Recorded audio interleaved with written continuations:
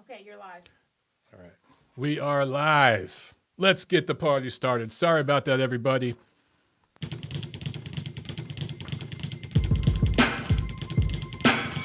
Hello again, fight fans, and welcome to episode number 202 of the Neutral Corner Boxing Podcast, live from the MLB studios just outside of Atlanta, Georgia. This is the year-end episode, the year in boxing for 2019. What a great year it was, man. We got a bunch of stuff for you guys tonight.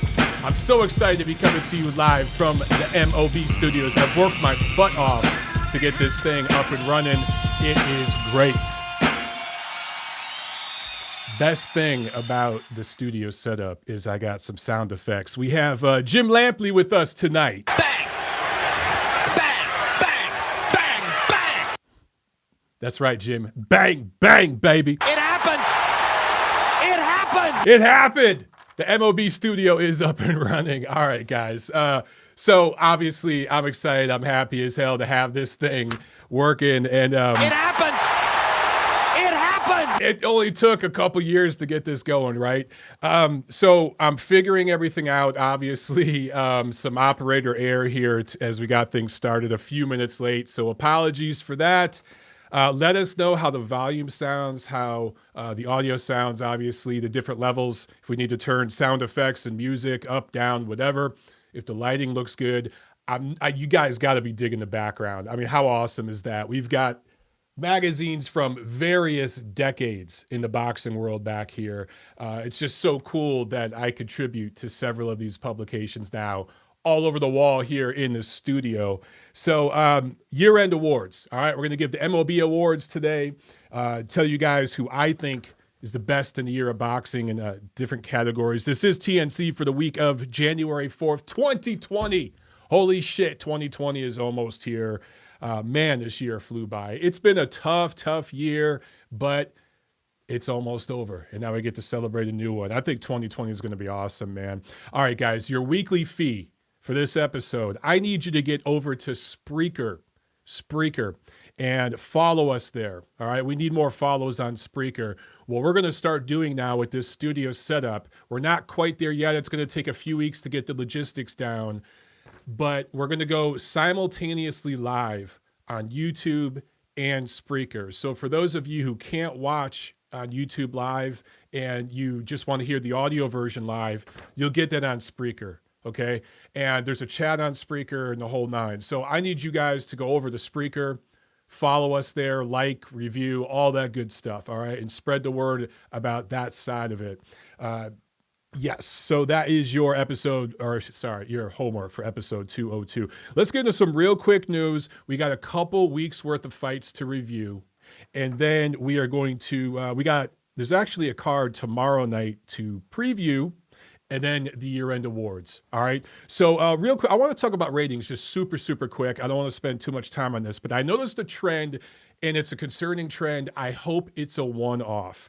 But Charlo Harrison, their rematch, peaked at 2.2 million viewers, which is a good rating, the second highest of 2019, just below Charlo Korobov, though, last year, right? So a similar card last year did a little bit higher, and it was the same thing with the Crawford Kavaliauskas card.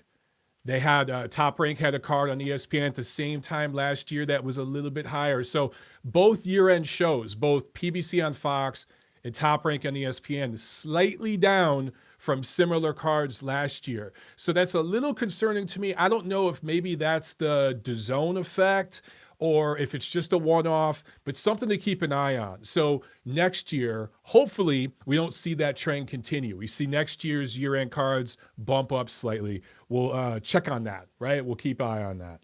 So the other big news over the last week, Wilder Fury 2, it's official. Tickets are on sale, and from what I'm hearing, they're moving pretty well.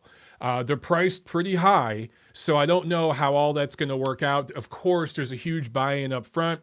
Then there's the secondary market. And depending on how those sales go, you might start seeing some discounts and everything as we get closer to the fight. So for right now, I've talked to some ticket broker friends of mine. What do we do? Should I tell people to buy in right now or to sit tight?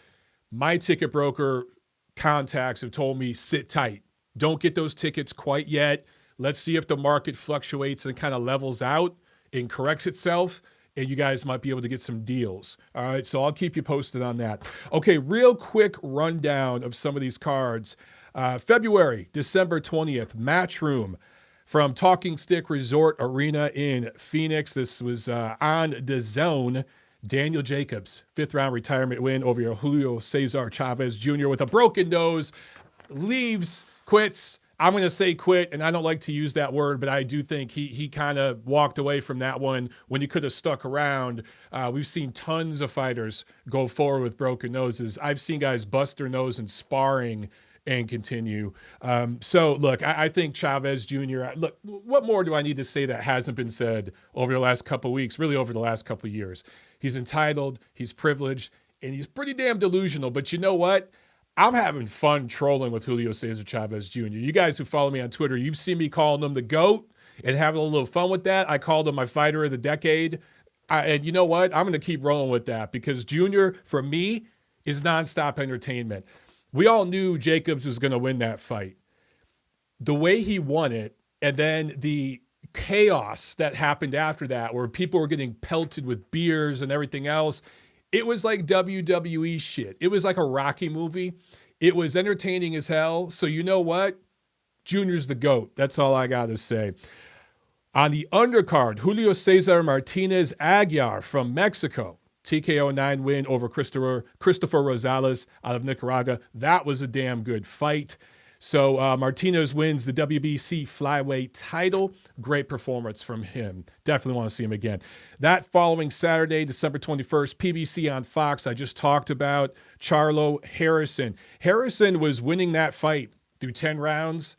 Charlo comes through with the knockout at the end. Tony Harrison has always been an unfocused, incomplete fighter, in my opinion. He's just missing that extra element that you need to be an elite level fighter. He just doesn't have it. So he had enough to box well and win rounds and was winning the fight against Charlo, and then just fell asleep and got stupid in the 11th round and got knocked out. That's 100% on him. Props to Charlo for coming back from behind to win. But I think the first 10 rounds of this fight, seeing how Harrison did so well and how, I don't want to say amateurish, but how limited Charlo looked for a lot of those 10 rounds, it just goes to show you, man, that I think, honestly, Charlo's just limited. He's just, all the hype, he doesn't live up to it. Maybe he can develop. He looked somewhat improved from the first fight, but did he look that much improved to you? I expected more improvement from Charlo in this rematch with Harrison. So I was actually a bit let down. There's still a lot of development that needs to happen there. And you can't call the Charlos prospects. They got titles. They're contenders now. They've had titles for a while. This is just who they are. I just think they're a half notch below where some people want to put them. Remember, there were people putting them on pound for pound list. They're just not on that level, in my opinion. Maybe I'll be proven wrong in the future. It wouldn't be the first time. Also on this card, Colombian Oscar Escandon, who had lost 4 of his last 5, scores a KO1 win over Jack Tapora of the Philippines with a body shot. That was an upset special in the featherweight attraction. And heavyweight action, Efe Ajagba gets off the canvas in the 3rd round, scores a KO5 win over Iago Kaladze, who is 0-4-1 of his last 5. And Kaladze was down in the 2nd and the 5th. His corner throws in the towel. So Efe Ajagba, powerful, but boy, is he stiff and robotic and limited too. So he's a prospect, though. You expect that from prospects. He can work on that, right? So we'll see if he could develop a little bit better in 2020. But the hype train got going for him real quick and boop, stopped real fast. Let me see. Do I have a, I want the truth. You can't handle the truth. That sound effect works perfect for that one. It happened. It happened. I'm just going to play some more Jim Rampage. Bang, bang, bang, bang. I just, that never gets old. Bang, bang, bang, bang, bang. You know what Efe Ajagba is not? We are firemen. He's not a fireman. We are firemen. Not quite yet. I want the truth. You can't handle the truth. That's the truth, but he'll develop. He'll develop. Give him time. Okay, Monday, December 23rd, from Kanagawa, Japan, ESPN Plus. Chocolatito Romo Gonzalez scores a TKO 2 win. Also, Ryota Murata scores a TKO 5 win over Steven Butler. Murata is still really, really stiff in the upper body. Entertaining, fun, punches and bunches. When he starts early, when he gets started early and gets the engine and the motor running early, he's entertaining.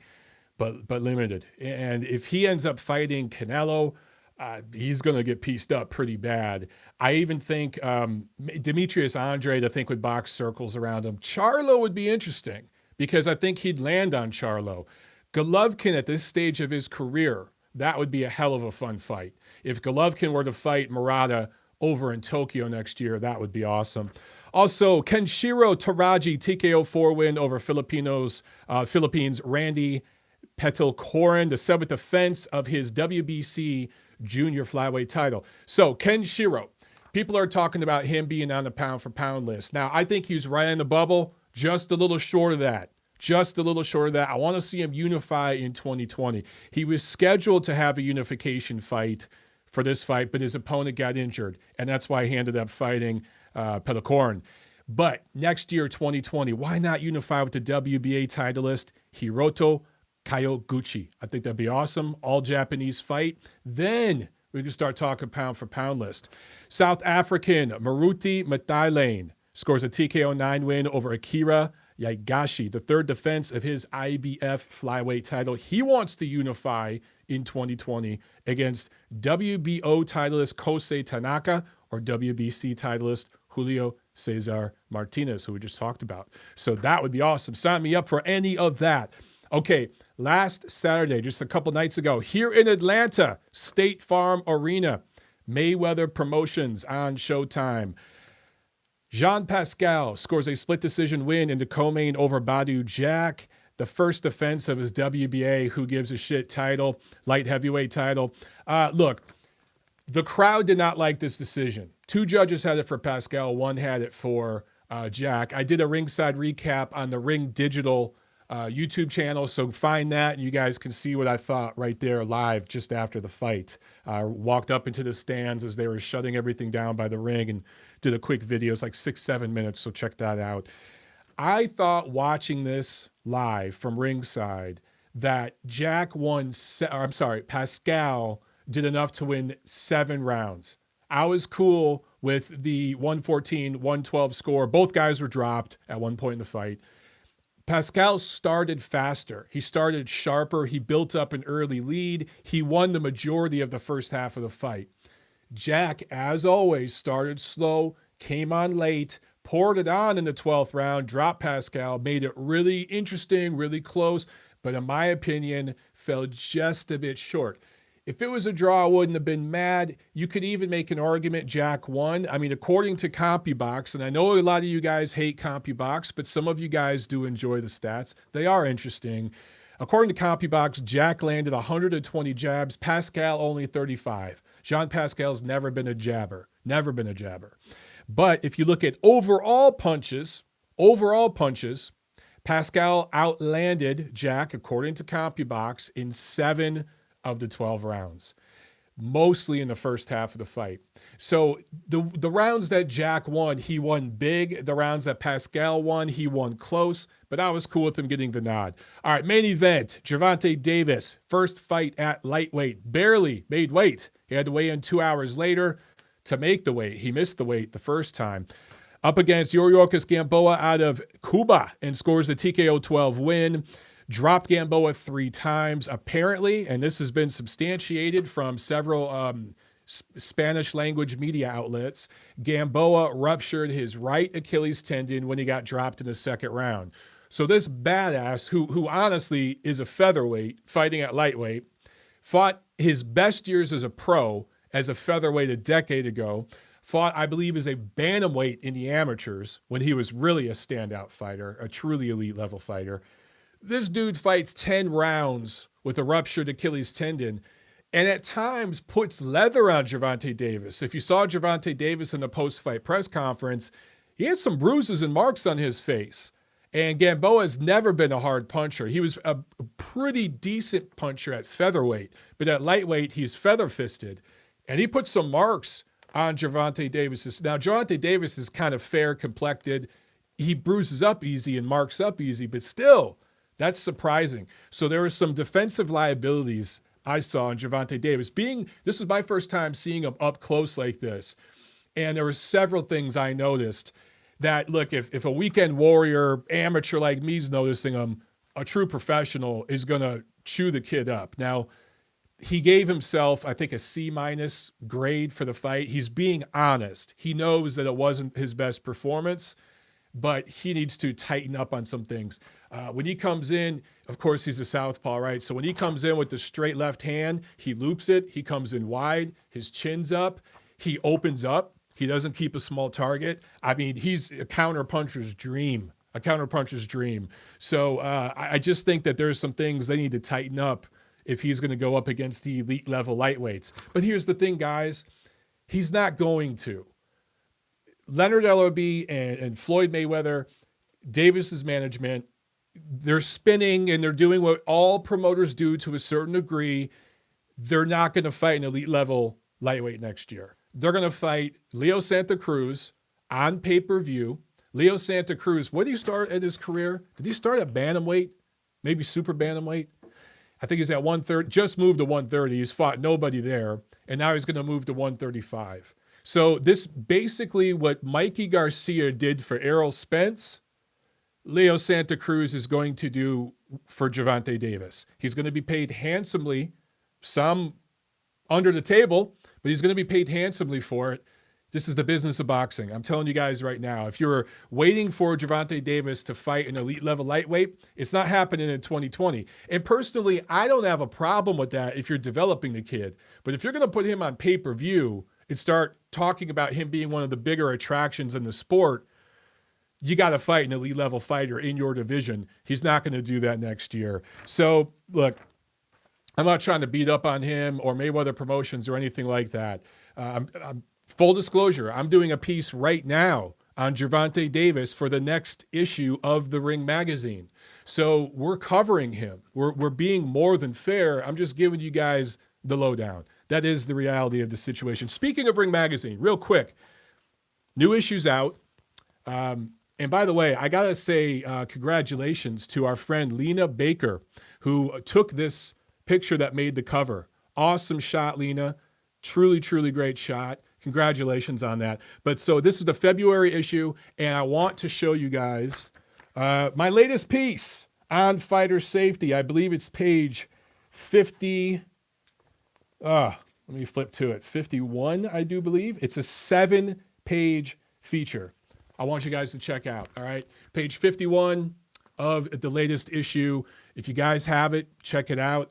I worked really, really hard on this piece. 7 pages in the latest issue of Ring Magazine. I talked to several people. I spent hours interviewing different experts that are in different facets of the boxing industry. And both, behind the scenes and directly involved with fighters in the mix. And I just poured my heart into it. I think it's like over 4,000, maybe 4,500 words. It's an extensive, exhaustive piece, and I'm pretty proud of it. And so check that out, all right? Okay, real quick, let's preview. We actually have a card tomorrow. Now, unfortunately, there's no American TV, but maybe you can find a stream somewhere. These New Year's Eve Japanese cards are always fun. Tomorrow in Tokyo, we have 3 WBO world titles. WBO flyweight champion Kosei Tanaka going up against a Chinese fighter, Wulan Teodohazi, his 3rd defense. Tanaka has held the WBO title at 105, 108, and now 112. Here's another of these Japanese fighters that's really good, possibly could be on the bubble for pound list, but he's got to unify. He's got to fight one of the other top fighters in the division. I want to see that with him. WBO super flyweight titleist Kazuka Ioka going up against Puerto Rican Javier Cintron, son of Kermit Cintron. Remember him? Kermit Cintron is old enough to have a son who's a professional fighter. Damn.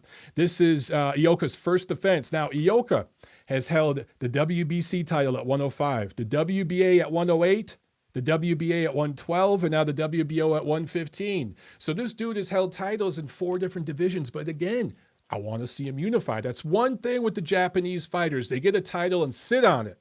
I want to see these guys start unifying and fighting more on the global scene. I understand the scene in Japan is growing and it's hot. I get it. But man, get on the global scene a little bit more. Let's start unifying with these other champions in other parts of the world. Vacant WBO Super Bantamweight title also on the line. Yusaku Kuga going up against Filipino fighter John Rael Ramonal.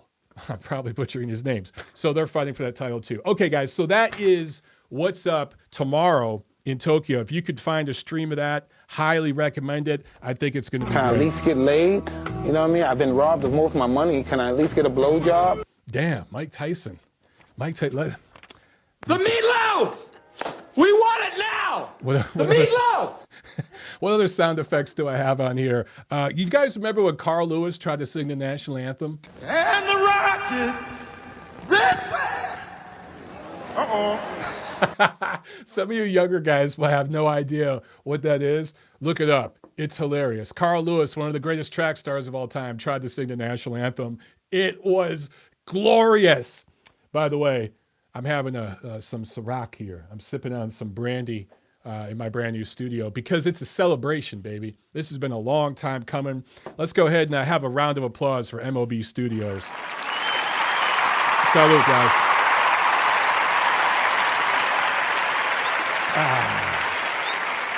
And applause are in order because let's talk about my picks for the best of the year, all right? And then maybe we'll get to some Q&A here. We got Tiff in studio just off camera, and she can get all you guys' questions there. Canada Chris asking, do I remember when Roseanne did the anthem? Hell yeah. How could you not? That was hilarious. For me, when Carl Lewis did it, he took it really serious. Roseanne knew she couldn't sing. She was just being crazy. She was being an idiot. But Carl Lewis went up there like, I'm going to break it down. You know, he thought he was being all smooth. And everyone was so excited, and he went up there and just butchered it. And then he tried to hit a high note, and his voice just went out. And he just went, and the Rockets! You know, it just voice cracked like he was going through puberty. And the Rockets, that way! It was just the best. And the crowd immediately started booing him. I'm telling you, find it on YouTube, guys. Okay. 2019 comeback of the year. Now, there's 2 fighters I think you could choose from here. But for me, these lights are hot. For me, I'm going to go with Jamel Herring.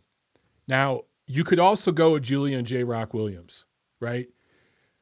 But the reason why I went with Herring is because he fought twice this year. J. Rock had a fantastic performance against Jarrett Hurd, but that was way at the beginning of the year. And then through no fault of his own, he sat on ice for the rest of the year. Jean Pascal, also another great candidate. I think Jean Pascal certainly is up there too. But for me, Jamel Herring, when you consider where he was, I mean, he had 2 losses in a row a couple years back, right? And he got to a point where a lot of promoters, his contract ran out with PBC, and a lot of people were looking at him as basically an opponent at that level of his career. He was working, I think, with Adrian Broner's camp, and they kind of were looking past him. He kind of had to train himself his last couple fights with that crew. Comes over to Top Rank, comes down in weight in his 30s, went from 135 to 130, wins a world title, defends it, and now he is set up for big money in 2020. He might fight Carl Frampton. That would be a big fight for him. He might fight in a unification fight in 2020. He's set up for great stuff. And when you look at where he was, okay, that's why I'm going to give him comeback fighter of the year. I hear you guys about Jean Pascal. Here's why I didn't pick him. Jean Pascal's a former champion. He's had titles before. He's had higher heights than where he is right now. He had a good year, better year than anyone expected.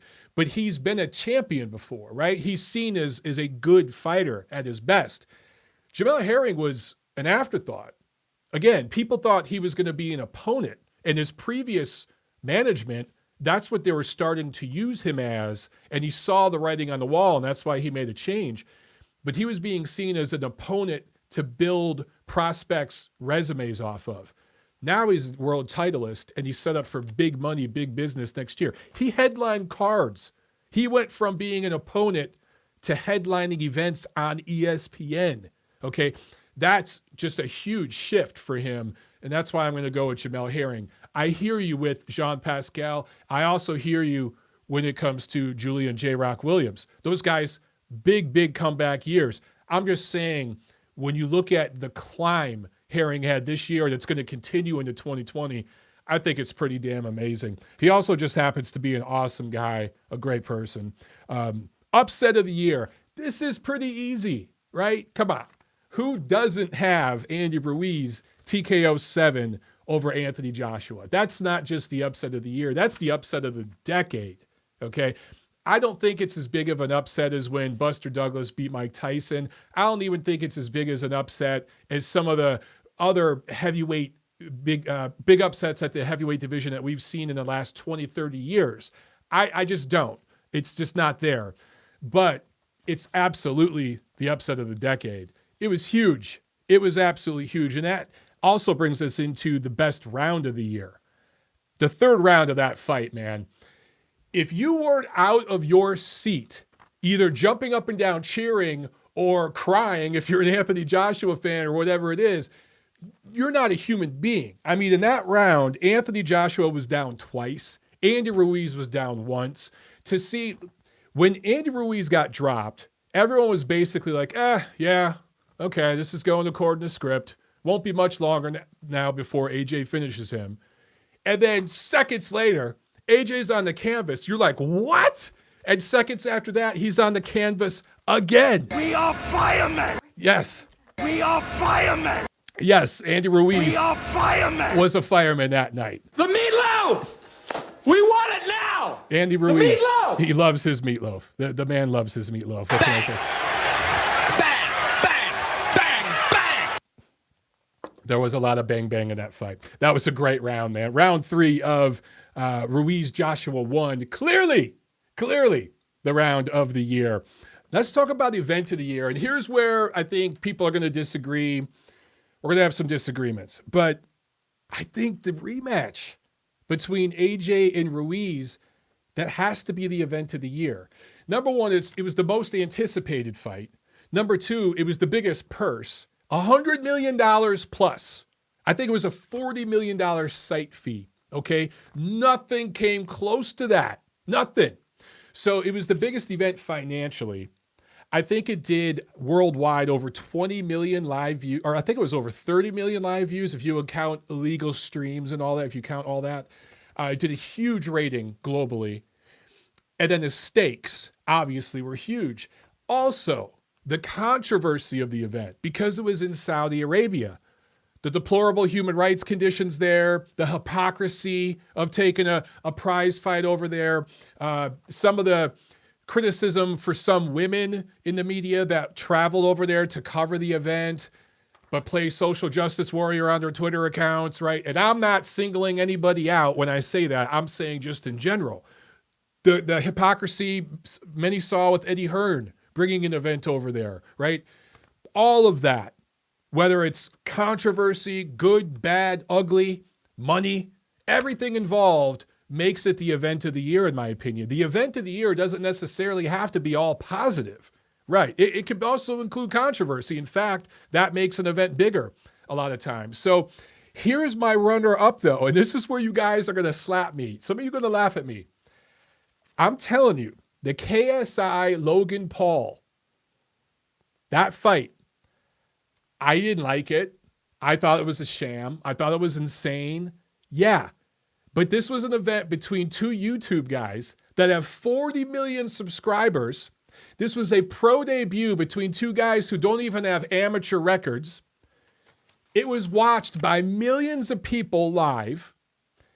And these guys got 7-figure payday. It was 900 grand was the purse, but there was upside. They got 7-figure paydays for their pro debut. Again, I'm not saying the event of the year has to be good or positive. It can be shitty. But just think of a more insane event that we have seen in boxing in recent years. You have to go to Mayweather-McGregor, right? That was an insane event, but at least McGregor had some martial arts background. He didn't have boxing martial arts, but he had, wrestling and kickboxing or whatever. So that was an insane event. But this event with KSI and Logan Paul was equally insane. And these guys were I'm not even going to say amateurs. I'm an amateur. I'd beat the shit out of both of them. And I'm 40 years old. These guys got 7-figure paydays and millions of people watched. Thousands of people attended. It was a complete douchebag disaster inside Staples Center. There were porn stars ringside pissing on the floor, literally drunk, pissing on the floor, posting videos of it on social. It was insane. So that is my runner-up for event of the year. Some of you may not like it, but you tell me a crazier event in boxing this year. I don't think you can. So, okay, prospect of the year. This is another one where we might get some arguments, but my runner-up is Philadelphia's Doron Ennis, who was 2-0 with 2 KOs this year. He's not my winner, though, and I'll tell you why. He only had 2 fights. Now, it's not because he didn't want to fight. He had a contract dispute the first half, I think like 2/3 of the year. So that kept him out of the ring until in the fall, but I think late summer and then in the fall. So he just wasn't active enough. He's going to be way more active in 2020. His contract situation's worked out. In fact, he's got a fight scheduled January 10th in Atlantic City. I think he's going to have a breakout 2020. I like Doron Ennis a lot. But Virgil Ortiz Jr., he's the prospect of the year. Because when I look at prospect of the year, okay, I think who graduated from prospect to contender? Who is ready to contend for a title the following year?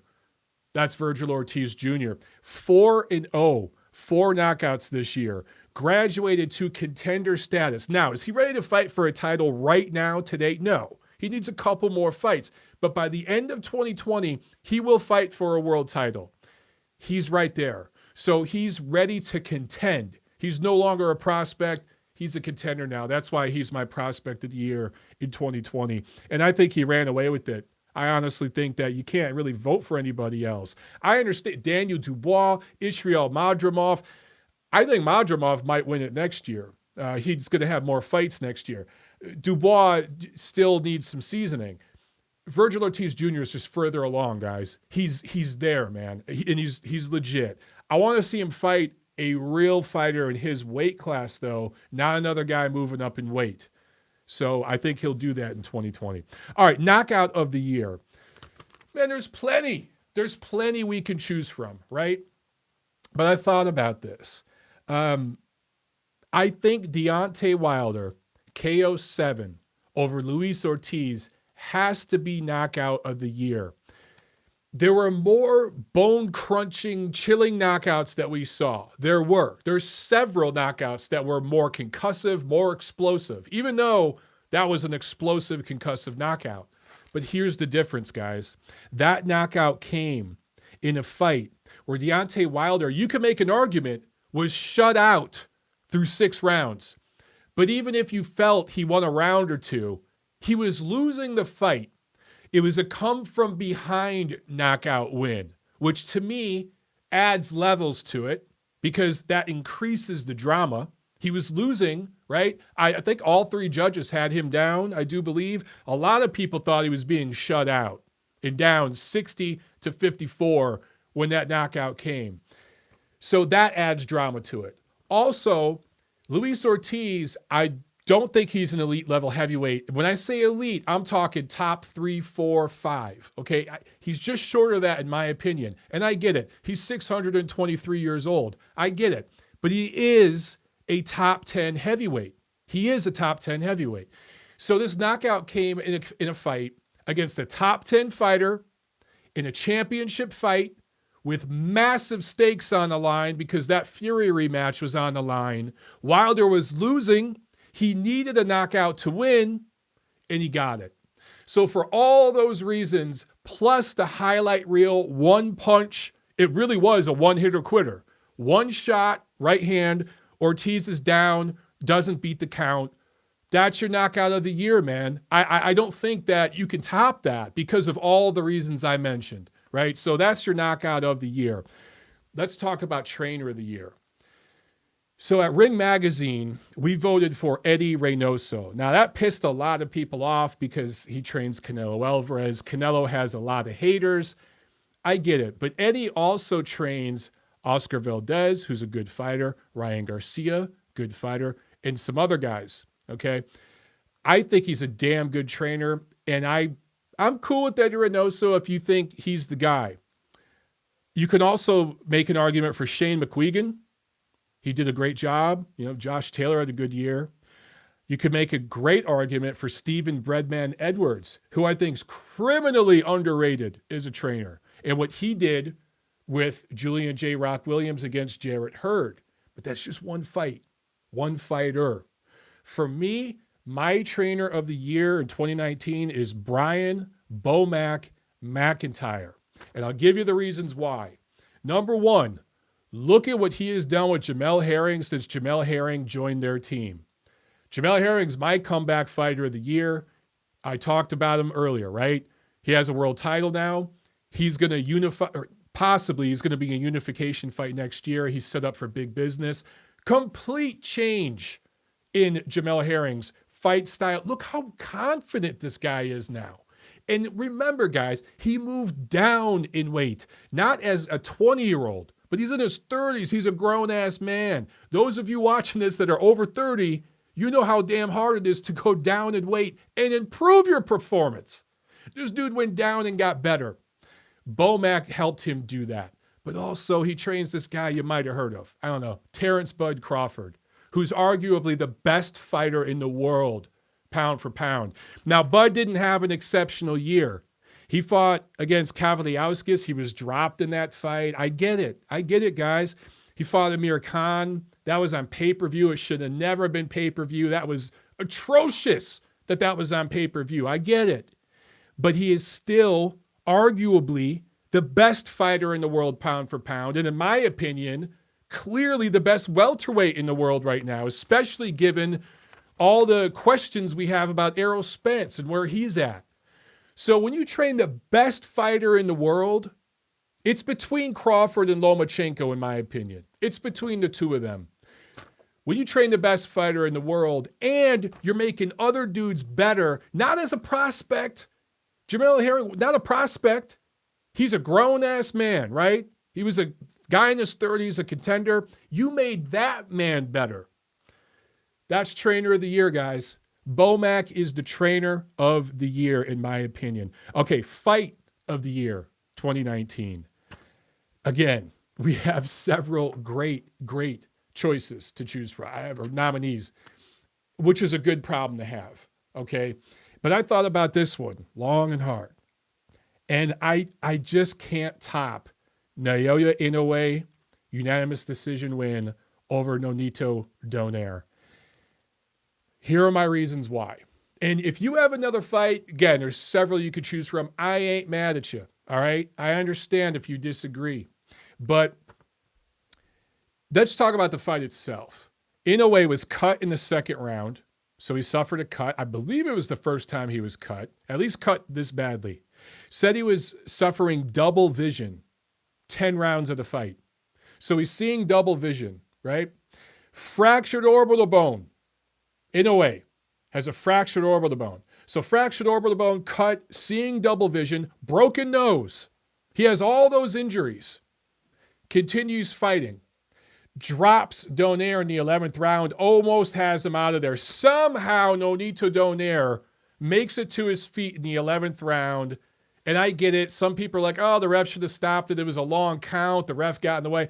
I don't give a shit. I'm glad the ref let him continue. I'm glad we got a 12th round. Fantastic fight. Donaire, the future Hall of Famer, the proven cleanest fighter in the sport. I'm going to go ahead and take it a step further. The proven cleanest athlete in professional sports. Yeah, that's Nonito Donaire. future Hall of Famer, turns in an outstanding performance, passes the torch to a new star.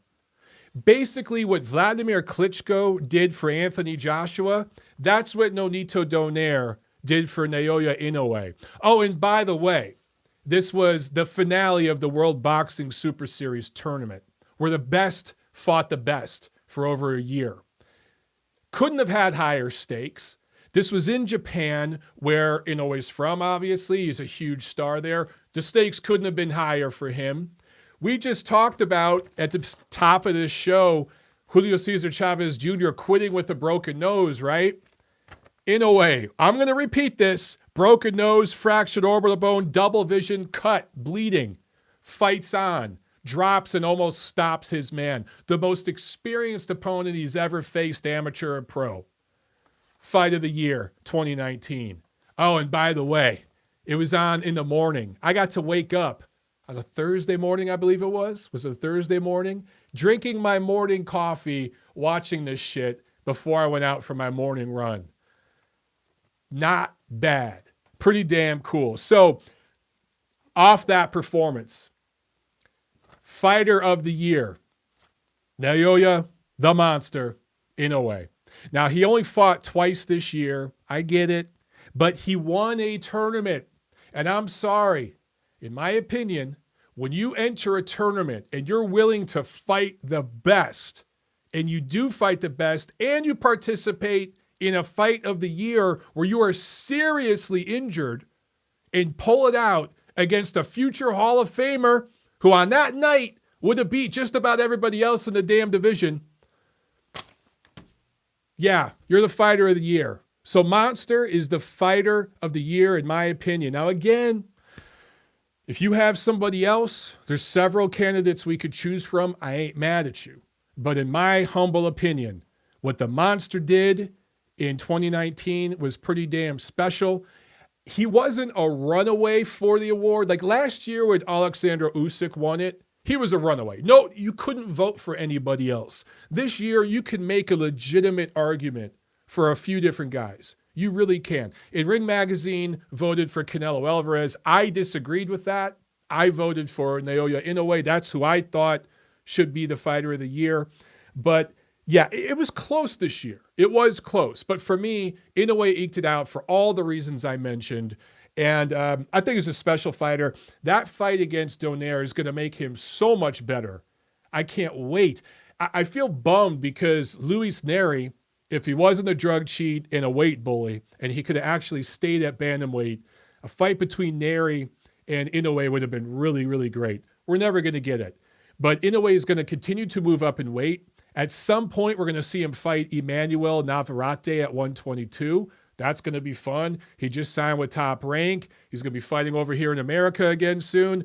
Top Rank knows what they're doing. They don't sign guys that they don't think are special. They think he's special. So that's it, guys, for my MOB awards. Let's see. Do we have any questions? Tiff, is there anything in the chat?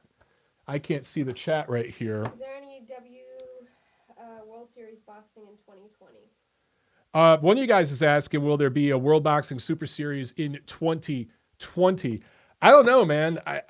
I would think. Look, the tournament's been successful the first couple of years. There's been a lot of hiccups. I think having 3 divisions is too much. I think they should keep it to 2 divisions. They still got to have the Cruiserweight finale for season 2. That's supposed to happen in the first quarter of 2020.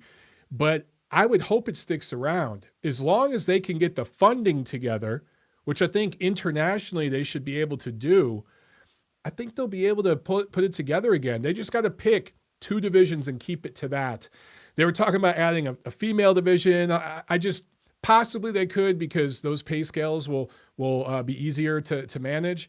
But the logistics gets tougher the more divisions you add. Keep it at 2. But I think it's been a great thing for boxing, man.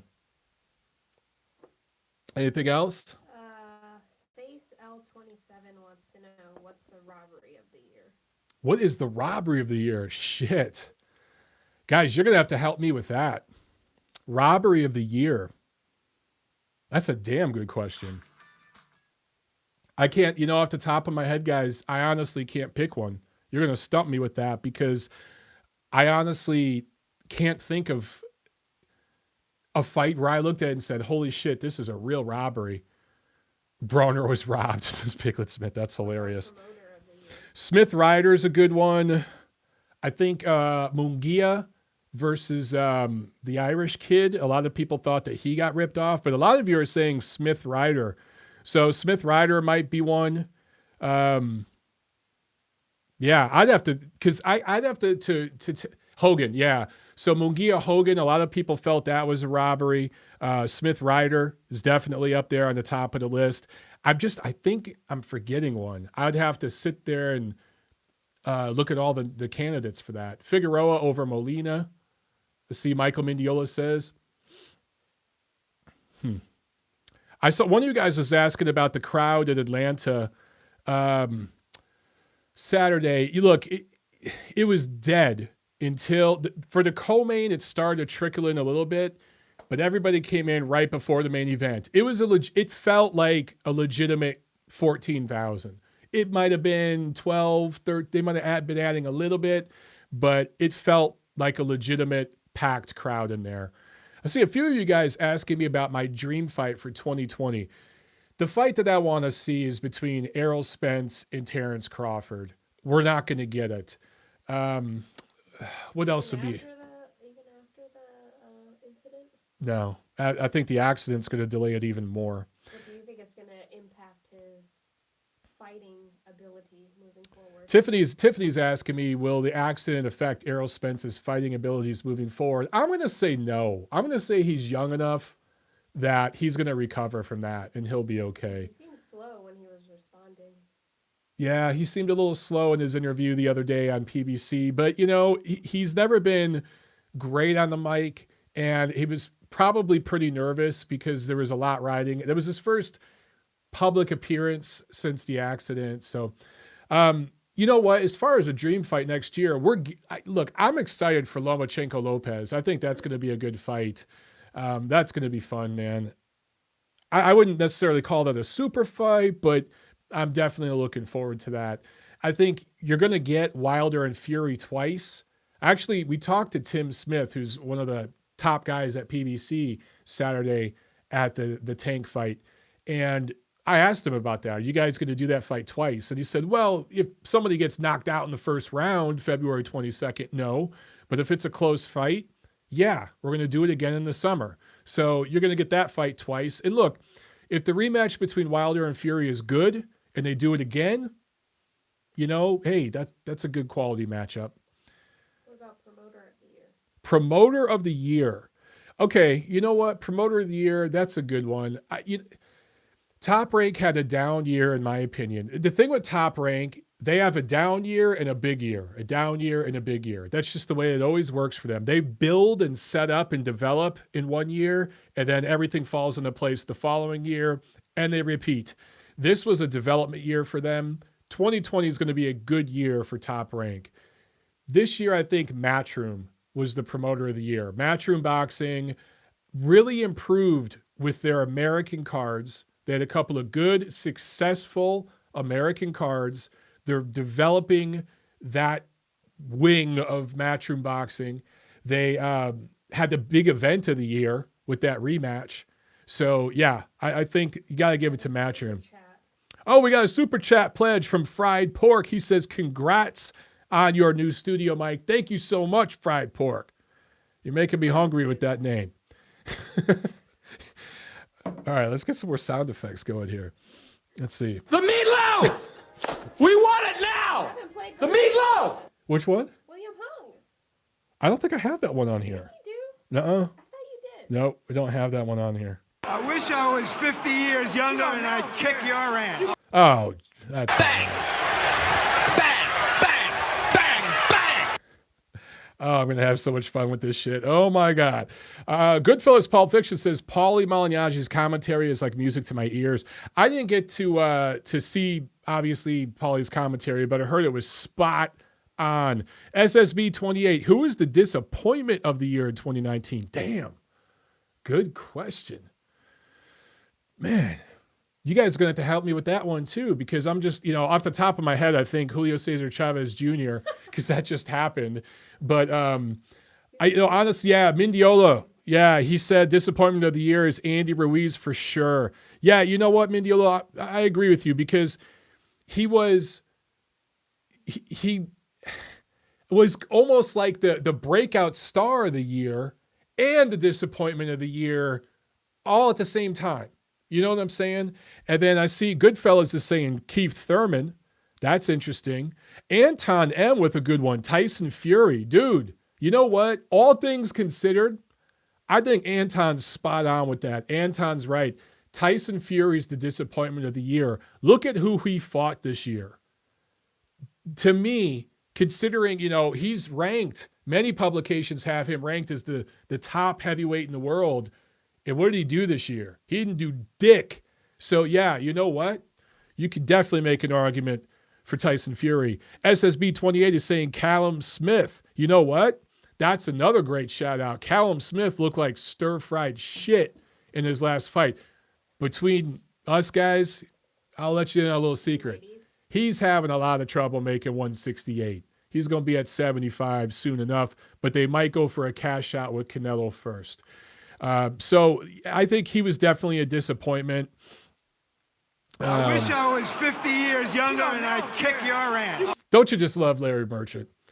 Oh, we got some requests for Harold Letterman clips. We got some. Don't worry. We just don't have them loaded yet, but I got some. Okay, Jim. I got that one. We'll have that one pretty soon. Jeremiah Presser says Leo Santa Cruz was crap too. Damn, bro. That's on point.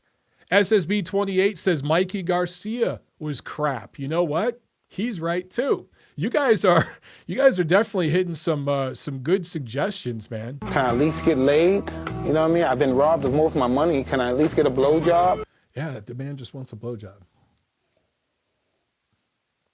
I'm trying to think what interview Mike Tyson actually said that in. I can't remember.